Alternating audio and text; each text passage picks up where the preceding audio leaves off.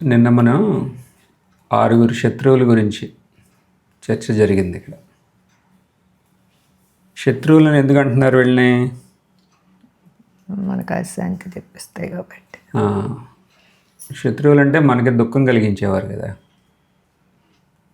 6 కామక్రోధ లోభ మోహ మదమాత్సర్యాలు మనకు దుఃఖమే కలిగిస్తున్నాయి కాబట్టి కదా వాటిని శత్రువులు అన్నాం. మన శాంతిని అవి దొంగలిస్తున్నాయి కాబట్టి అవి శత్రువులు. ఇప్పుడు అది మనలో ఒక ఆత్మ విమర్శ చేసుకుంటే, విచారణ చేస్తే మనలో ఎన్నో కొన్ని ఉంటాయి. అలా అని అందరిలోనూ అన్నీ ఉండాలని లేదు. కొన్ని బాగా ప్రబలంగా ఉండొచ్చు, కొన్ని కొంచెం దుర్బలంగా ఉండొచ్చు. అవి ఒక్కొక్కరికి మారుతూ ఉంటాయి కూడా. కొంతమందికి ఈ కోరికలు యొక్క ప్రభావం ఎక్కువ ఉంటే, కొంతమందికి క్రోధం ఉంటుంది, కొంతమందికి లోభం. అన్నీ ఉండాలని కాదు, కానీ ఎవరికాళ్ళు మనం తెలుసుకోవాలి ఏది అసలు మనకి ఇబ్బంది పెడతానని. ఇప్పుడు క్రోధం ఎక్కువగా ఉన్న ఒక ఆయన రమణ మహర్షిని దర్శనానికి వెళ్ళి ఆయన్ని పరిష్కారం కోరారు. నాకు క్రోధం బాగా ఎక్కువగా ఉంది, ఏదన్నా ఒక సలహా ఇవ్వండి. రమణ మహర్షి ఏం చెప్పారు చూద్దాం. అధ్యాయం 30 కోపం 26/1/1946. నిన్న నూతనాగతులకు ఆంధ్ర యువకులొకరు తమ ఇంద్రియ చాపల్యమంతా భగవానుతో నివేదించారు. అంతా మనస్సేనయ్యా, దాన్ని బాగు చేసుకో అంటే, అది సరే స్వామి, ఎంత తగ్గించుకుందామన్నా ఈ కోపం ఉందే మళ్ళీ మళ్ళీ వస్తున్నది, ఏం చేసేదన్నాడు ఆ అమాయకుడు. ఓహో అట్లాగా, ఆ కోపం మీద కోప్పడండి సరిపోతుంది అన్నారు భగవాన్. హాల్లో అంతా నవ్వులు. నిజంగా అన్నిటి మీద కోపగించుకునేవానికి తన కోపం మీద కూడా కోపం రాదేమని కొంచెం లోదృష్టి వస్తే అన్ని కోపాలకి అతీతుడవుతాడు కదా. మహర్షి సమాధానం, కోపం మీదే కోపం. కోపం వస్తే ఏం చేయాలంటే దాని మీద కోపం, సొంత కోపం మీద. ఎలా వస్తుందట? మన కోపం మీద మనకి కోపం వస్తుందా? సాధారణంగా రాదని అనిపిస్తుంది, కానీ దాని యొక్క హాని మనం స్పష్టంగా అర్థం చేసుకుంటే అప్పుడు వస్తుంది. ఈ కోపం వల్ల హాని ఏంటి? శారీరక స్థాయిలో చూస్తే దానివల్ల బీపీ పెరుగుతుంది, ఇంకా నిద్ర లేకపోవడం, ఇది కూడా అదే కోపమే కారణం. అది శారీరకంగా. మానసికంగా మన ప్రశాంతతను కోల్పోతాం. సో ఈ రకంగా ఈ కోపం వల్ల దాని యొక్క సైడ్ ఎఫెక్ట్స్ ఏంటి అనేది స్పష్టంగా మనం తెలుసుకుంటే అప్పుడే మనకి కోపం మీద కోపం వస్తుంది. ఇంతేనా? ఇంకేమైనా ఉన్నాయంటే మనం ఒక డిస్క్రిమినేషన్, విచక్షణ కోల్పోతాం కోపం వచ్చిందంటే. అప్పుడు మళ్ళీ ఏది మనం ఏం చేస్తున్నాం అనే దాని మీద మనకే ఒక అవగాహన ఉండదు. మళ్ళీ మనం అక్కడ ఆలోచించి చేయమేమి, ఒక రియాక్షన్, ప్రతిచర్యలాగా ఆ ధోరణిలోకి వెళ్ళిపోతాం మనం. మరి దానివల్ల ప్రమాదం కదా. అంటే మామూలుగా ఎంత ఆలోచన ఉన్నవాడైనా సరే కోపం గ్రస్తుడయ్యాడంటే ఇక వాడు ఏం చేస్తున్నాడో వాళ్ళకే తెలియదు. అందుకని ఇక విచక్షణ జ్ఞానం ఏం లేదు ఇంకా. అప్పుడు వాళ్ళు రియాక్ట్ చేస్తారు. పెద్దానికి రియాక్షనే తప్ప ఆలోచించి ఒక యాక్షన్ లాగా ఉండదు అక్కడ. తర్వాత ఈ కోపం అనేది ఒక అలవాటుగా మారిపోతుంది. ఇప్పుడు వరకు మనకు తెలవకపోవటం వల్ల అది ఒక అలవాటు అయింది కోపం అనేది. ఇప్పుడు దాన్ని ప్రోత్సహిస్తే ఆ అలవాటు ఇంకా దృఢం అవుతుంది. ఈ రకంగా ఇవన్నీ మనకు స్పష్టంగా కనుక తెలుసుకుంటే అప్పుడు మనకు కోపం అనే దాని మీద కోపం రావాల్సిందే. ఎందుకని రావాలి? కోపం వల్ల నాకు హాని జరుగుతుంది. ఎవరైనా సరే వారిని వారే హాని కలిగించుకుంటారా? ఇప్పుడు మనకి ఎవరన్నా హాని కలగజేస్తా మనం ఏం చేస్తాం? ఆ హాని నుంచి పక్కకి వెళ్తామా లేదా? ఏదో రకంగా దాని నుంచి మనం వి ట్రై టు ఎస్కేప్. ఇక్కడ కూడా అంతే, అది హాని కలగజేస్తాను నాకు అనేది స్పష్టంగా మనం గ్రహించామంటే అప్పుడు ఆ కోపం మీదే కోపం. ఇన్నాళ్ళు నాకు నువ్వు చేసే ఈ డ్యామేజ్ నేను గుర్తించలేదు కాబట్టి వదిలేసా, నువ్వు వచ్చావు. ఇప్పుడు నాకు తెలిసిపోయింది నువ్వు రావటం వల్ల హాని ఎక్కువ జరిగేది నాకే అని. అప్పుడు కోపం వస్తే కోపం మీద కోపం అంటే అప్పుడు దాన్ని ఆ మొగ్గ దశలో, నిప్పింగ్ ఇన్ ద బడ్ అంటామే, మొగ్గ దశలోనే దాన్ని తుంచి వేయాలన్నమాట. కోపం మీద కోపం అంటే అది కోపం వస్తుంది అని తెలుస్తుందా, దీనివల్ల నాకు హాని కలుగుతుంది, ఎందుకు దీన్ని ఎంటర్టైన్ చేయటం అట్లా వదిలేయటం. సో దాని మీదే నాకు కోపం. అంటే దాని అర్థం దాన్ని ప్రోత్సహించొద్దు, గుర్తించగానే దాన్ని త్రుంచే అక్కడే. సరే, కోపాన్ని మనం జయించాం. ఇప్పుడు వయసు అయిన కొద్దీ మనకి వ్యాధులు ఉంటాయా? ఏమొచ్చినా రాకపోయినా గ్యారంటీ వచ్చేదేంటి? ఏదో ఒక వ్యాధి. ఏదో ఒక వ్యాధి అందరికీ అది ఇప్పుడు సామాన్యం అయిపోయింది. వయసు పెరిగే కొద్దీ అది ఒకదాని తర్వాత ఒకటి యాడ్ అవుతూ ఉంటాయి. ఇలాగే ఒక వయసు అయిన భక్తుడు రమణ మహర్షిని దర్శనానికి వెళ్ళి ఆయన రకరకాల వ్యాధులు, ఆ వ్యాధుల గురించి ఆయనకి చెప్పారు. ఏదో ఒకటి రమణ మహర్షి చెప్తారు, లేకపోతే ఏమన్నా మనకి పరిష్కారం దొరుకుతుందని ఆయన చెప్తున్నారు. కానీ రమణ మహర్షి ఆయనకి ఏం చెప్పారు? ఏంటి వాళ్ళిద్దరి మధ్య జరిగిన సంభాషణ అది విందాం. 2/1/1946 2 ఏళ్లకు ముందు పెద్దన్నయ్య వాళ్ళ ఆశ్రమానికి వచ్చినప్పుడు మన్యం వెంకటరామయ్య గారు రిటైర్డ్ జడ్జి వచ్చారు ఇక్కడికి. లోగడ వారికి ఏదో జబ్బు చేసి నయమైందట, కానీ నిశ్శేషం కాలేదట. వారు ఉదయం నుండి ఆ శరీరవ్యాధినంతా వర్ణించి భగవానుతో చెబుతూ ఉంటే విని విని రాత్రి 8:30కు అవునండి, ఈ శరీరమే మనకొక వ్యాధి, దీనికి ఇంకొక వ్యాధి వచ్చిందంటే ఆ వ్యాధికి వ్యాధి వచ్చిందన్నమాట. అసలు వ్యాధి ఉందే, అది మనల్ని బాధించకుండా ఉండేటందుకు ముందు సేవిస్తే ఈ వ్యాధికి వ్యాధి కనుక మనల అంటదు. ముందు ఆ వ్యాధిని నివర్తింపజేసుకునే ఉపాయం చూడక దీనిని గురించి విచారిస్తుంటే ప్రయోజనమేమిటి? దీని త్రోవన దీన్ని పోనిచ్చి అసలు వ్యాధికి ఔషధం విచారించాలి అన్నారు భగవాన్. వ్యాధి రావడం అంటే రమణ మహర్షి ప్రకారం వ్యాధికి వ్యాధి వచ్చినట్లు. వ్యాధికి వ్యాధి. ఇప్పుడు వ్యాధి ఉంది, బీపీ ఉంది, షుగర్ ఉంది, హార్ట్ ప్రాబ్లం ఉంది, ఇది వ్యాధి. కానీ ఒక వ్యాధి ఆల్రెడీ ఉంది మన దగ్గర, ఆ వ్యాధి మీద ఇంకొక వ్యాధి వచ్చింది అంటున్నారు. ఏంటి అసలు రమణ మహర్షి దేన్ని సూచిస్తున్నారు ఇక్కడ? దేహం నేను అనే భావన ఉంటే అదే అహం. నేను ఈ దేహం, ఈ శరీర మనసుతో కూడుకున్న ఈ సంఘాతమే నేను అని అనుకుంటే అదే ఒక వ్యాధి. అది రమణ మహర్షి సూచించేది ఇక్కడ.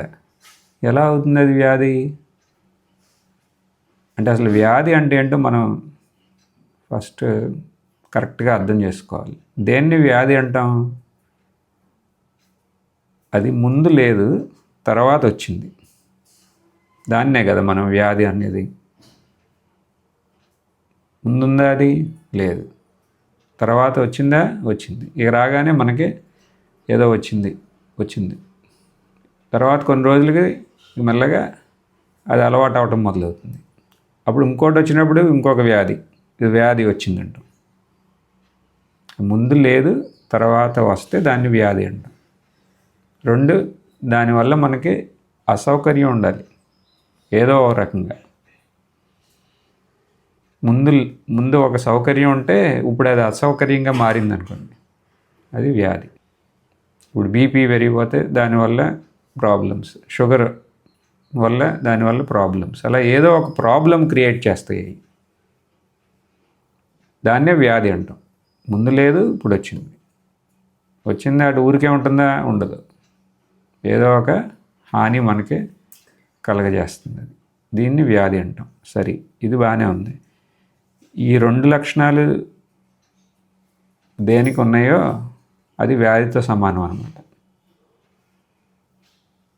ఇక్కడ దేనికి ఉన్నాయి?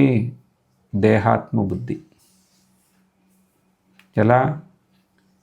ఇది కూడా మొదట లేదు, తర్వాత వచ్చింది. అదేంటి? మొదట నాకు చిన్నప్పటి నుంచి, నాకు తెలిసినప్పటి నుంచి ఉందే అనుకుంటా.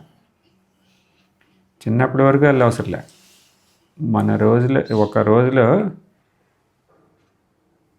మనం నిద్రపోయినప్పుడు ఉందా? అది లేదు. స్వప్నంలో ఈ అహం లేదు, అక్కడ వేరే అహం ఉంటుంది. అంటే ఒక 7-8 గంటలు ఇది లేదు, తర్వాత ఇది వచ్చింది. ముందు లేదు, తర్వాత వచ్చింది.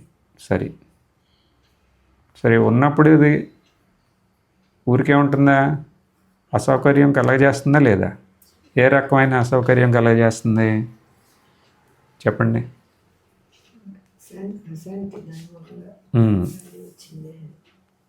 ఎలా?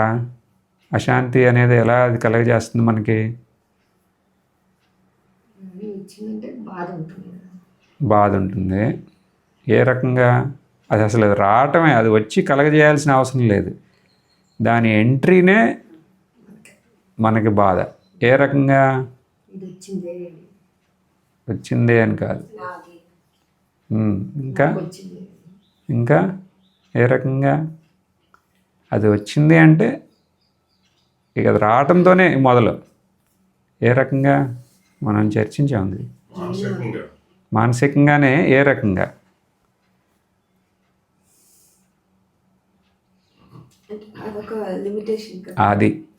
అదే ఒక పరిచ్ఛిన్న బుద్ధి మనకు వస్తుంది. ఇప్పుడు సుషుప్తిలో మనం అపరిచ్ఛిన్నంగా ఉన్నాం కదా. ఇప్పుడు లేచిన తర్వాత నేను అనగానే ఒక పరిచ్ఛిన్నత వచ్చింది అంటే అది అశాంతికి కారణం అవుతుంది.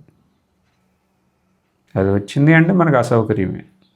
తర్వాత ఒక వెలితి ఉంటుంది. ఇంకా ఎందుకు? ఈ అహం అనేది ఒక పరిచ్ఛిన్నం కదా. పరిచ్ఛిన్నతో పాటు ఒక వెలితి ఉందంటే ఇక మనం ఆ వెలితిని, ఆ పరిచ్ఛిన్నతనే, ఈ రెండింటికి కారణమైన అహంని మర్చిపోయి, అహం మనకి ఆ పరిచ్ఛిన్నతనే, ఆ వెలితిని నుంచి విముక్తి పొందటం కోసం అది మనకి ఏం చెబుతుందో దాని వెనకాల పడతాం. ఇంకా దాని వైపు చూడం. అసలు దీనివల్ల ఇదంతా, ఈ అశాంతి. ఆ అశాంతి నుంచి ముక్తికి చేయడానికి ఇది చేయమని చెప్పింది ఎవరు? విధి. ఇది అక్కడ కూర్చుంది. మీ దృష్టి అటు వెళ్ళనివ్వదు. వెళ్తే అది లేదు. కాబట్టి ఏం చేస్తుంది? మీతో ఒకదాని తర్వాత ఒకటి ఇచ్చేయి, నువ్వు ఇచ్చేయి అని చెబుతూ ఉంటుంది. సరే, ఇప్పుడు మనం దేని గురించి మాట్లాడుతున్నాం? ఇది ఒక వ్యాధి అంటున్నాం. రమణ మహర్షి ఏమన్నారు ఇక్కడ?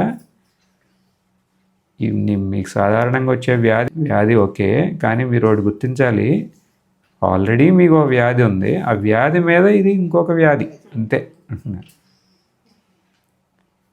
ఈ వ్యాధిని మీరు నయం చేసుకుందామని చూస్తే కాదు, ఆ వ్యాధిని కూడా నయం చేయాలంటున్నారు. అది వ్యాధి ఎలా అవుతుంది? ఇది ఏంటి? అది అంటే దేహాత్మ బుద్ధి వ్యాధి ఎలా అవుతుంది? వ్యాధికి ఉన్న లక్షణాలు దీనికి కూడా ఉన్నాయి. ఈ దేహాత్మ బుద్ధి కూడా ముందు లేదు, తర్వాత వచ్చిందా ఊరికే ఉంటుందా? అది కూడా వ్యాధి లాగానే మనకి అసౌకర్యం, ఏదో ఒక బాధ కలగజేస్తుంది. సరే, ఇప్పుడు ఏం చేయాలి? దీంట్లో నుంచి బయటికి రావాలి. దేహాత్మ భావం. అంటే శరీరం అనేది స్వతహాగా అది చెడ్డదేం కాదు, శరీరం. కానీ ఈ దేహాత్మ భావం అనేది అది ఒక ఆధ్యాత్మికమైన ఒక వ్యాధి. శరీరం నేను అనుకుంటాం, దాంట్లో నుంచి బయటికి రావటమే ఇక్కడ. ఇది ఉపనిషత్తులో కూడా దీని గురించి, అసలు ఏంటి దేహాత్మ భావం అనే దాని గురించి స్పష్టంగా చెప్తారు. ఇక్కడ ముండకోపనిషత్తులో ఒక మంత్రం ఉంది. అక్కడ ఏమంటారు, ఈ దేహాత్మ భావాన్ని గ్రంథి, చిజ్జడ గ్రంథి, ఛిద్యతే హృదయ గ్రంథి, విద్యంతే సర్వ సంశయ, క్షీయంతే చాస్య కర్మాణి, తస్మిన్ దృష్టే పరావరే. దీని గురించే ఈ చిత్ జడ గ్రంథి అంటారు అక్కడ, ఈ దేహాత్మభావం. చిత్ జడ గ్రంథి. గ్రంథి అంటే ఏంటి? ముడిని సంస్కృతంలో గ్రంథి అంట. చైతన్య స్వరూపమైన ఆత్మ అది చిత్. జడమైన ఈ శరీరం మళ్ళీ స్వరూపం చిత్, చైతన్యం. ఈ రెండింటికి మధ్య ఒక ముడి ఏర్పడింది అంటున్నాం. శరీరం జడం, మన ఎన్ని శరీరం తెలుసుకునేది ఏది? ఒక చైతన్యం. ఈ రెండు అసలు కలవగలవా? ఒకటేమో వెలుతురు, ఇంకొకటేమో చీకటి. ఆ రెండు కలుస్తాయా? కానీ కలిసినట్టు అయింది ఇప్పుడు. ఇదే చిజ్జడ గ్రంథి. శరీరం నుంచి మనకు అన్నీ తెలుస్తుంది అనుకుంటున్నాం, కానీ శరీరం జడం. అక్కడ ఏదో ఉంది, ఒక ప్రకాశించేది. ఆ ప్రకాశించేది మనం మరిచి ఈ శరీరమే ప్రకాశిస్తుంది అనుకుంటున్నాం. చూడండి, ప్రకాశించేదాన్నేమో అసలు అది లేదంటాం మనం. చూడండి, దేనివల్ల ఇది అన్నీ తెలుస్తున్నాయో అది ఉందా అంటే అది లేదంటాం. ఏదైతే జడమో అదే నేను, దానివల్లే అన్నీ తెలుస్తున్నాయి అంటున్నాం. ఇదేంటి, దీనికన్నా ఇంకా విడ్డూరం ఉంటుందా? దీని పేరే చిత్ జడ గ్రంథి. ఒక ముడిలాగా ఏర్పడిందంట మనకి. ఇది ముండకోపనిషత్తు చెప్తాను. ఇప్పుడు ఏం చేయాలి మరి? ఈ ముడిని ఛేదించాలి. విద్యతే హృదయ గ్రంథి. దాన్ని ఛేదించాలి. ఎలా? తస్మిన్ దృష్టే పరావరే. తస్మిన్ అంటే ఆ పరమాత్మని దర్శించాలండి. దర్శించడం అంటే ఏంటి? పరమాత్ముడు ఎక్కడున్నాడు? మనలో ఉన్నాడు. ఎలా? ఎరుక రూపంలో ఉన్నారు ఆయనే. పరావరే అంటే ఈ కార్యకారణ రూపాలు ఉన్నాయే, వీటన్నిటికీ అతీతంగా ఉన్నారు.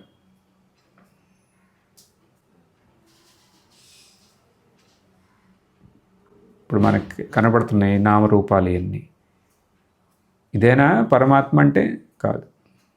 పరమాత్మ అంటే ఇప్పుడు మనం శరీరం రూపంలో కూడా ఉన్నారుగా ఆయన. అది మీకోసం. నువ్వు శరీరం అనుకుంటున్నావు కాబట్టి ఆ రూపంలో ఆయన కనబడాల్సి వచ్చింది నీకు. కానీ ఆయన ఎవరో? ఎన్నిటినీ ప్రకాశిస్తున్న ఆ చైతన్య శక్తి పరమాత్మ. మరి పరమాత్మ నీలోనే ఉన్నాడు. ఎలా ఉన్నాడు? మనలో, మన బోధ రూపంలో ఉన్నారు. మన ప్రజ్ఞప్తి మనకు తెలుస్తున్నాయి కదా అన్నీ. అది అసలు సాధారణ విషయమా?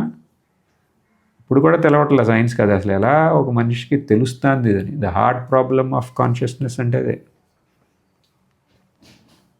ఇది ఎలా తెలుస్తుంది ఇదంతా? అది పరమాత్మ మనలో ఉండటమే. అది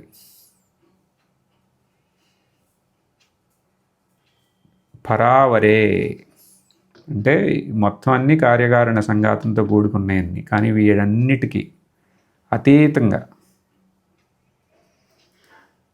అత్యున్నతంగా ఉన్నది ఏంటి అంటే అదే ఆ పరమాత్మ.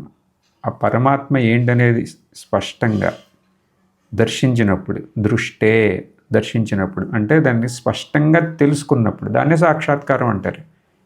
దాని అర్థం ఏంటి? తెలుసుకున్నప్పుడు. తెలుసుకోవాలంతే. ఇప్పుడు మనం చేసేది ఏంటి? ప్రయత్నం తెలుసుకుంటాం. అది స్పష్టంగా తెలిస్తే అప్పుడు ఏమవుతుంది? బిద్యతే, హృదయ గ్రంథి బిద్యతే, విడిపోతుంది. అది మన నిర్లక్ష్యం వల్ల అది కలిసిందనమాట. అది నిజంగా అలా లేదు. ఇప్పుడు మనం కత్తి కటారు పట్టుకుని దాన్ని ఏదైనా చేయడానికి మన నిర్లక్ష్యం వల్ల అలా కలిసింది. ఇది స్పష్టంగా అర్థం అవ్వాలంటే ఇప్పుడు ఒక తాళ్ళను చూసి పావని అనుకున్నారు ఎప్పుడన్నా మీరు? ఎప్పుడోసారి అనుకునే ఉంటాంగా. పావును చూసి తాడు అనుకున్నారు ఎప్పుడు? తాడుని చూసి పాము అని అనుకుంటాం. అక్కడ ఏంటి జరిగింది? అక్కడ ఉంది ఏంటి? అక్కడ తాడు. కానీ మనకే పాము అని చెప్పి మనం భయభీతి చెందాం. ఉన్న దానిలో లేని దాన్ని మనం ఆరోపించి దానివల్ల మనం బాధపడ్డాం. ఇక్కడ కూడా అంతే. ఇక్కడ లేదా అంటే ఉంది. ఏంటి? జడంగా ఒకటి ఉంది, చైతన్యంగా ఒకటి ఉంది. కానీ ఆ చైతన్యాన్ని మరిచి ఈ జడమే చైతన్యం అనుకున్నాం. ఇది గొడవ. సో ఇప్పుడు ఆ చైతన్యాన్ని కనుక మనం స్పష్టంగా గుర్తిస్తే తర్వాత ఉందా? ఇది అవకాశం ఉందా? లేదు. విద్యతే. దాంతో అన్ని రకాల సందేహాలు నుంచి తీరిపోతాయి. సర్వ సంశయా, ఇంకా సంశయమే లేదు. మరి అప్పుడు ఏముంది? క్షీయంతే చాస్య కర్మాణి. కర్మబంధనం అంటున్నామే, అది నశించిపోయిందంట. జన్మజన్మల కర్మం, జన్మజన్మల కర్మం దేని మీద ఆధారపడి ఉంది? ఈ చిజ్జడ గ్రంథి మీదే ఆధారపడి ఉంది. మనకి ఆ చిజ్జడ గ్రంథిని సమర్థిస్తూ చేస్తే కర్మ అదే మనకి కర్మలాగా సంచిత, ఆగామి దాని మీద ఆధారపడి ఉన్నాయి.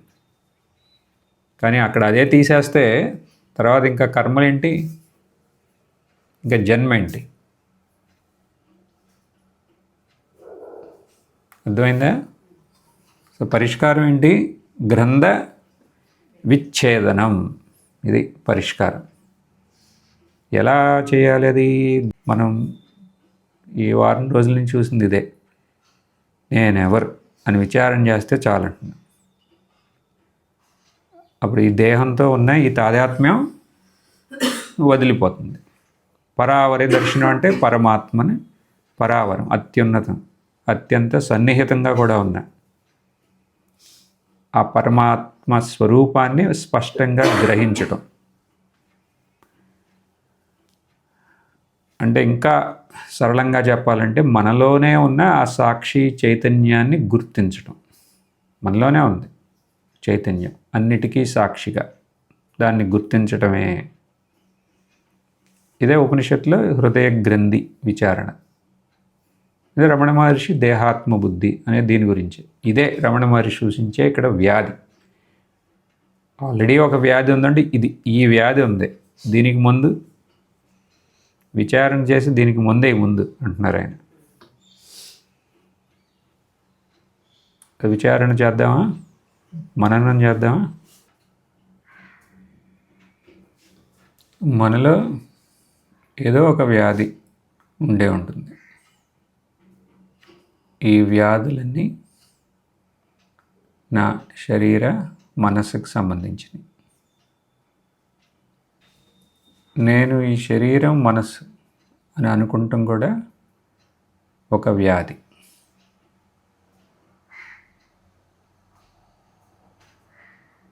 అది ముందు లేదు, ఇప్పుడు ఉంది.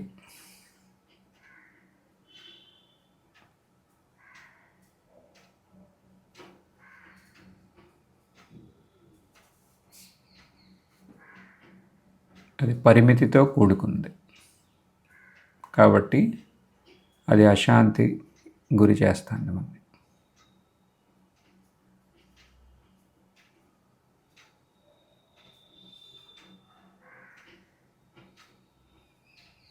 వేరే వ్యాధులన్నీ దీని మీదే ఆధారపడి ఉన్నాయి. శరీరం, నేను.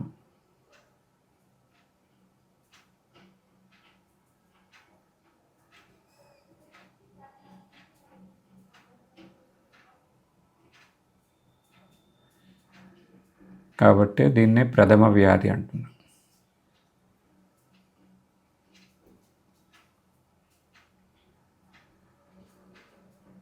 ఈ వ్యాధి రూపంలో ఉన్న ఈ దేహాత్మ భావం నుంచి విడుదల పొందాలంటే విచారణ. అసలు ఏంటి ఈ దేహాత్మభావం అని మనం విచారణ మొదలుపెట్టాం.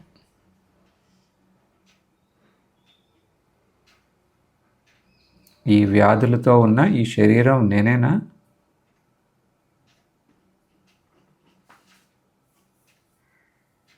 నేనెలా అవుతాను? నాకు తెలుస్తుంది కదా, అది తెలిసేది నేను అవ్వను, తెలుసుకునేది ఏదో అది నేను. ఈ వ్యాధులతో ఉన్న ఈ శరీరం నాకు తెలుస్తుంది కాబట్టి అది నేను కాదు.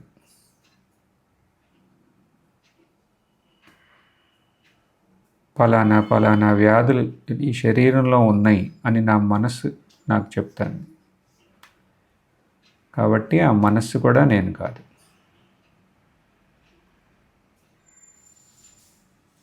ఇవన్నీ తెలుసుకునే ఆ చైతన్య శక్తి నేను.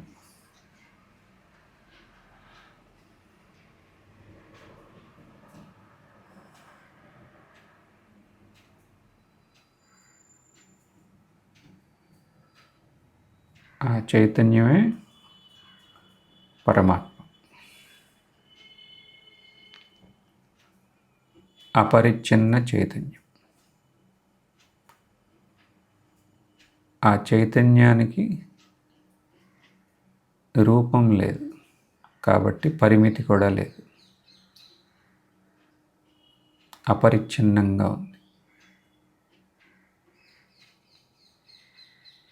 శాంతంగా ఉంది. శాంత స్వరూపమే పరమాత్మ.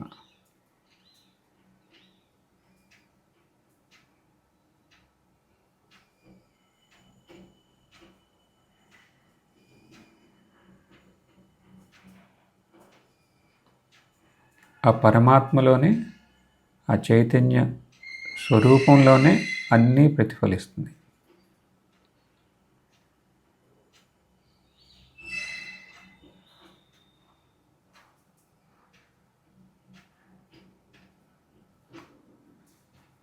ఇప్పుడు మనం ఆ గడియారం శబ్దం ఏంటంటే ఆ చైతన్యంలో అది ప్రకటమైంది.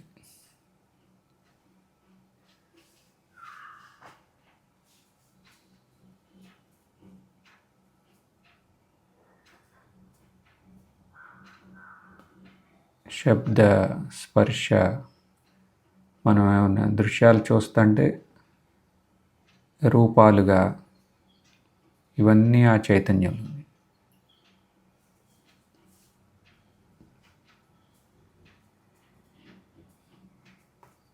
శబ్ద స్పర్శ రూప రసగంధాలన్నీ ఆ చైతన్యంలోనే మనకు అనుభవం అవుతుంది.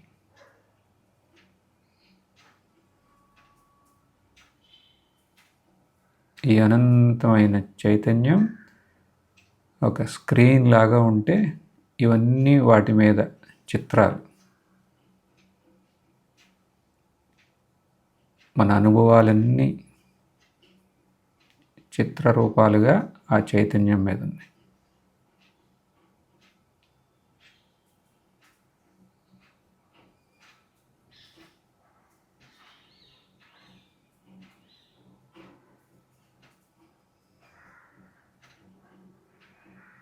ఈ చైతన్యం మనతో ఎప్పుడూ ఉంది. సుషుప్తిలో, గాఢ నిద్రలో ఏమీ తెలవకుండా ఉంది.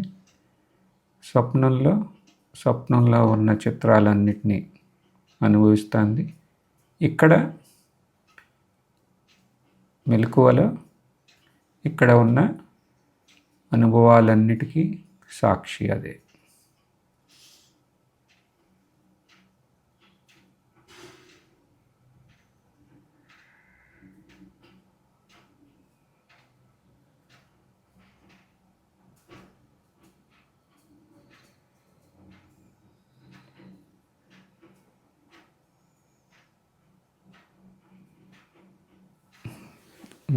కళ్ళు తెరవచ్చు.